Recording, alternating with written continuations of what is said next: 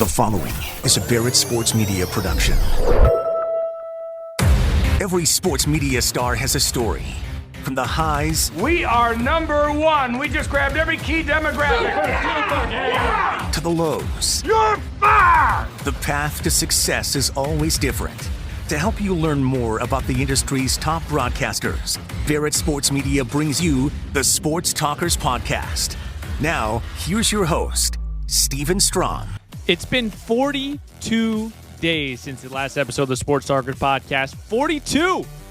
Happy New Year. I'm Stephen Strom, amped up for 2023, and you should be too. We're proud of the product's first half of the year for the podcast, but we don't have any plans of complacency on here. The content and guests will continue to be top of the line, and we start off today with someone who spent 27 years at ESPN, a longtime anchor and staple at the network, Kenny Mayne. We talk a little bit about his childhood, what changed the most at ESPN, his relationship with Scott Van Pelt, some classic behind-the-scenes stories, and why he felt it was important to tell people the truth about why he and ESPN split up. Make sure to rate, subscribe, and review on Apple Podcasts. And without further ado, here is Kenny Mayne. Tell me a little bit about what life's been, I guess, after retirement. What are you up to? How's life going for you? I wouldn't say retired from ESPN for sure. Sure.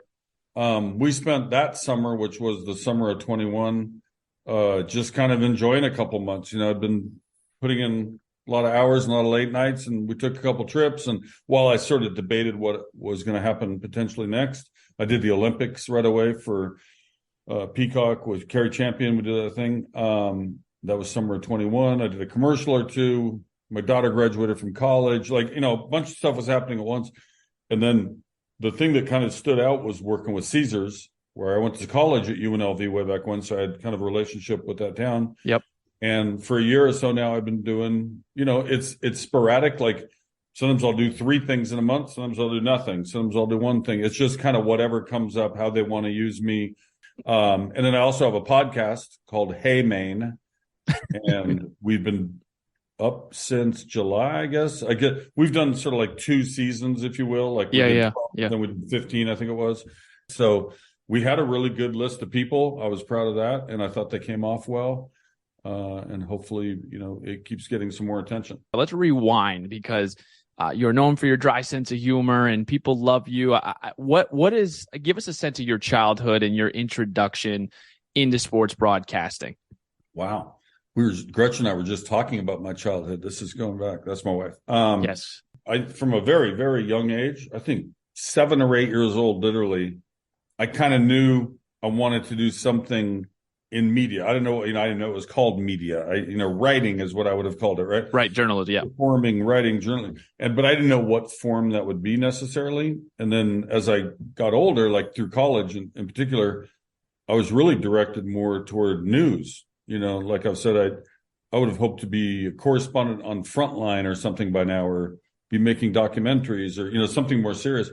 But at the local level in Seattle, way back after I'd been on the air doing news reporting for just a couple of years, our station added a weekend news. Yeah. We always used to say if there's news on the weekends, it's news to us. But we were very small. It was a independent. We're the station that did the MASH reruns and had the Mariners contract for a while. And, you know, it was the cartoons. It was the Brakeman Bill show. It was one of those channels, right?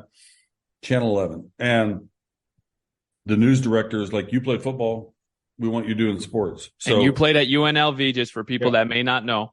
Yeah, a long time ago. And it just quickly drew my interest, obviously. I mean, the difference in your day's enjoyment of going to work between the news reporting, local news, hey, there's a fire, hey, there's a murder, you know, all these things that you see nightly on the local news, versus going to Seahawks games and Mariner games. And right. But the Joe Montana to John Taylor Super Bowl, if people can remember, this is 1989. They played the Bengals, beat them on a big drive to win the game. I did a show that night that I sent to ESPN, and they said, send us another tape. I want to see if that was a fluke. Ended up getting some attention from them, but I didn't get hired right away. It took several years, actually. How old are you at the network that you were working at in Seattle at this time? When I quit that job I was describing, I was 29. So I went a really weird path. for starters, going backwards, the kid who played ahead of me at UNLV, Sam King, led the nation in passing yards, got offered to go to the Seahawks. He turned him down. He was going to do something else. My coach said, hey, you should look at the guy that was behind him. That was me. I went up and threw for them, signed a contract, but failed the physical for my ankle, which I'd broken the year before.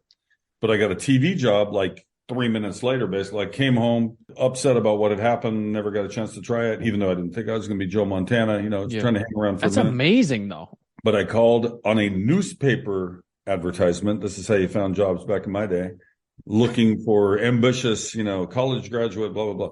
So I get this job at this little station. What was it called? KSTW. They didn't have a title for me, but I would be what would be called today a production assistant, a PA. Sure. I would make phone calls, following up on story, just kind of do whatever they need me to do. Most people come out of college, if they think they're going to be on TV, whether it's sports, news, whatever, they might get a job. They might get lucky and get on the air right away. But if so, it's going to be pretty small time. It's going to be community access in Fargo, North Dakota or somewhere, right? You're not starting out in Seattle. You're not starting out in San Francisco, whatever. I was lucky that I started out there, but it took me a couple of years to get the chance to do that. So I was in the background, then I did some producing. I wrote the national stories for the anchors. I remember my junior college coach, I've never forgotten his advice about, he knew that a lot of us at the JC thought we were better than that and we should be at some big Division I place. But he gave this big speech and it really hit home about whatever you are doing, make that the biggest thing in the world. If you're washing dishes at the restaurant, be the best dishwasher and make the most money you can to get yourself in a position to do whatever the next thing it is you want to do. Amen.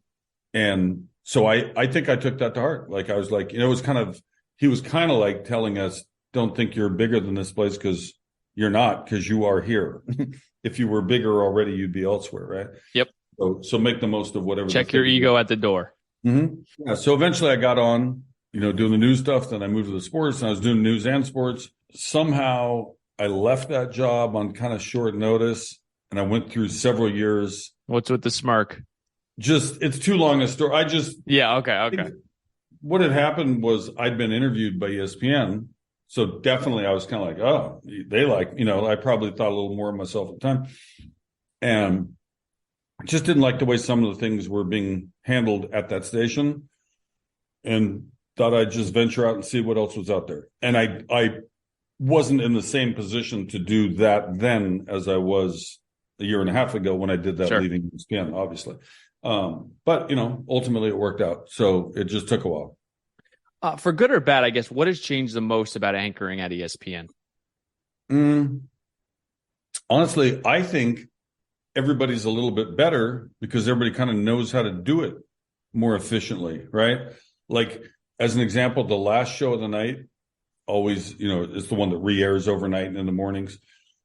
We used to take forever to what we would call fix the show. Like if there was a typographical error on the screen or if the anchor missed up a name or a stat was wrong, you had to go back. We got to clean that up because everybody's listening as you're doing the highlight. And they're like, no, that's not his name. Or, oh no, he had 20 rebounds, not 19 or whatever the case, right? So you have to clean up the show to make it okay to re-air without a mistake, right? And it's one thing to stutter or stumble and get through it. Then you're like, whatever, I'll live with that. That's human. But you don't want to be wrong as far as an error of fact. But it used to take us just endless amount of times to get through the process of fixing to be able to finally go home. And, people start getting irritable and, Yeah. You have any classic stories where you kept screwing up or someone it just took way longer? The best one is the fictional version of it. When we did the show Main Street, which was our little situation comedy, Scott Van Pelt and I did a version of what I was just describing called Fixes. If you look up my name and the word Fixes, you can see it. And we show me failing and Scott's getting angry with me and he's talking about the dissolution of his marriage and, on and on and on. And it was pretty close to real life. I mean, stuff like that did happen.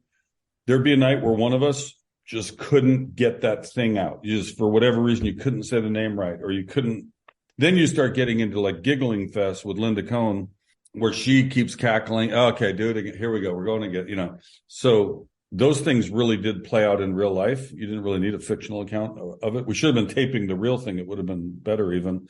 But yeah, mostly everybody tries to bond and get through it. But as time went on and the technology got better, we could fix during a show. Say I screwed up. Steph Curry had 42 points and I said 41 or whatever the case, right? They would say, just say 41. I was like, what? Just say 41, 41.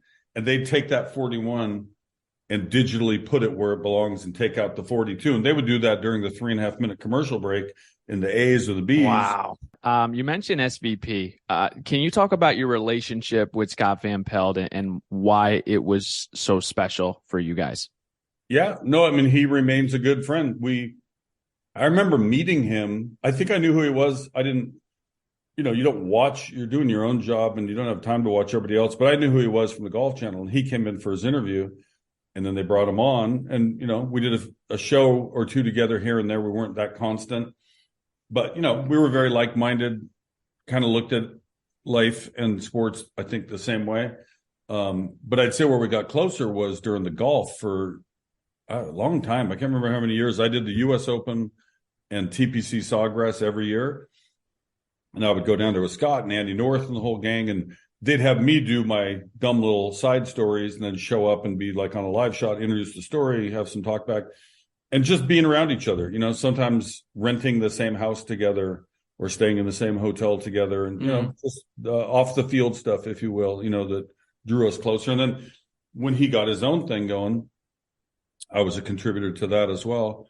And I would say that show, more than any show, kind of changed the landscape with regard to admitting people like to have action on games. It was this dirty secret, even though everybody knew. Even like fantasy football, people mostly don't play fantasy football for fun.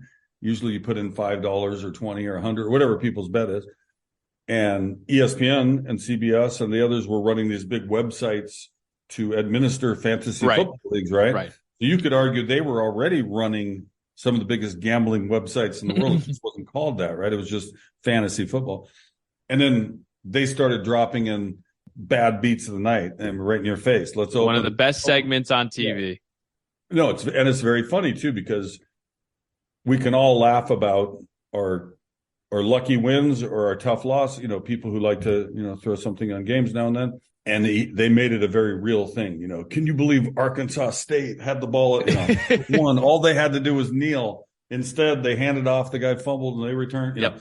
I think it added entertainment, and it was also just it's not telling everybody to go out and have action. Same thing with what I'm doing. People are already doing it. We're just kind of making it more legal and easier and accessible. Just curious for younger broadcasters that are listening to this, what are the similar traits that you see from the most successful broadcasters? That could be anchoring, that could be play-by-play, that could be whoever. What is that overarching characteristic that you see? I think, it's cliche sort of, but just the perseverance and the hard work. You can't take it for granted once you get into whatever position it is you're doing. You can't get lazy. I know my worst shows were the ones where I probably got lazy that day. I came in a little tired and my heart wasn't into it like it should be. That was pretty rare, but you can usually look back, whether it's sports, games where you didn't prepare for the other team, you didn't know what they were running.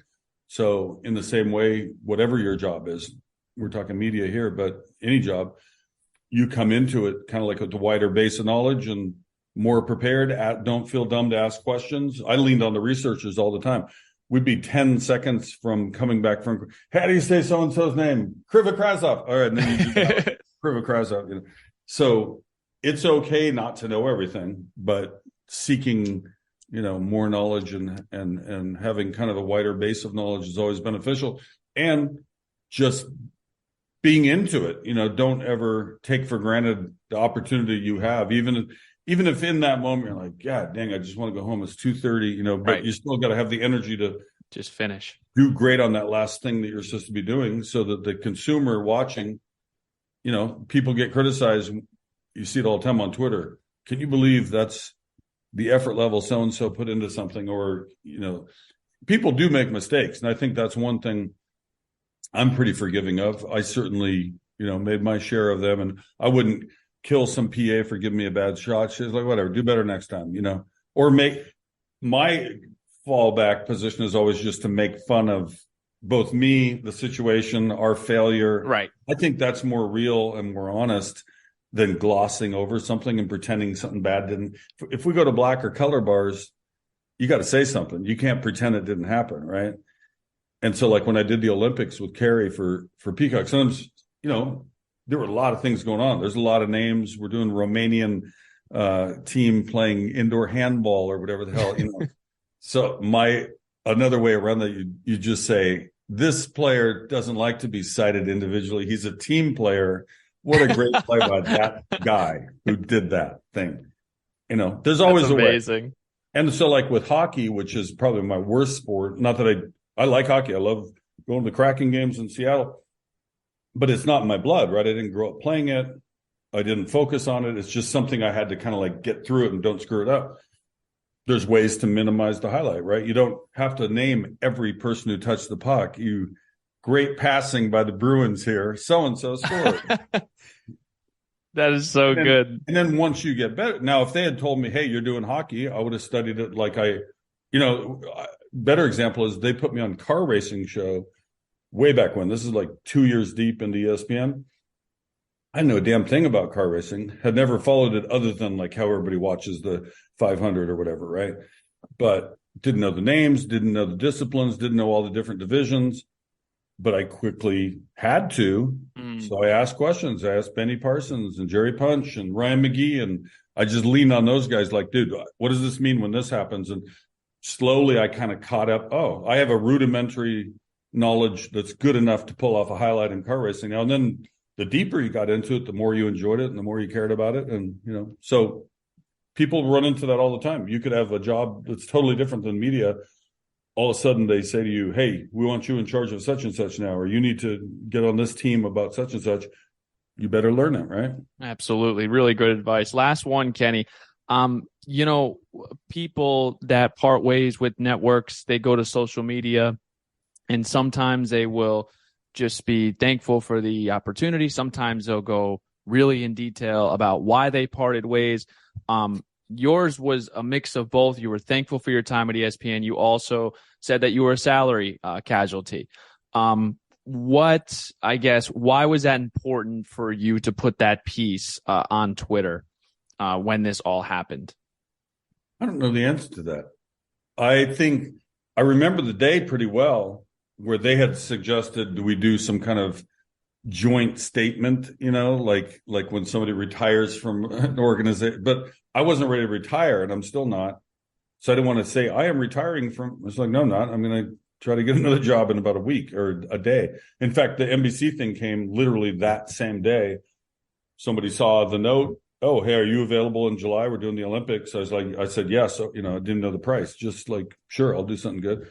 I think it was just the way I wrote it. It wasn't to get back anybody or make any big declaration of it. It was more people would probably, some people anyway, might want to know, why are you quitting? And I just kind of told the truth. I was a salary cap casualty. I've never said a bad word. At least I don't think I have. Like their decision, I appreciated the opportunity the whole time and all the experiences and where it got me and so forth. They made a decision, which is their right to do, to sort of minimize whatever they thought my value was. And I decided to, like in gambling parlance, I went to play the over. Like they set a number on me. I'm going to go see if I can beat their number. And I think ultimately it was good for everybody. They didn't think of as much of me to keep me around where I was. And I didn't want to stay under those circumstances. So there's a whole bunch of other things to do out there. I certainly haven't. I don't think that I've exhausted the doing of what it is I still want to do. I got a couple things up my sleeve I'm pitching, but I love what I'm doing now with Caesars and the podcast. And, we're paying our taxes and we have dinner coming tonight and we're doing all right. All right. Big thanks to Kenny Mayne. Make sure to follow him on Twitter at Kenny Mayne. Make sure to check out all the other articles and content we put out on BarrettSportsMedia.com. We also have our podcast to stay up to date in that sports media that we all consume, right? We all want to crave and consume that sports media on ESPN, Fox, whatever the headlines are, we've got you covered. We will talk to you next Thursday here on the Sports Talkers podcast. I'm Stephen Strom. Enjoy your weekend. Thank you for listening to the Sports Talkers Podcast with Stephen Strom. A reminder that each episode can be found on iTunes, Spotify, and most podcasting platforms. To stay up to date on future episodes, visit VeritSportsMedia.com.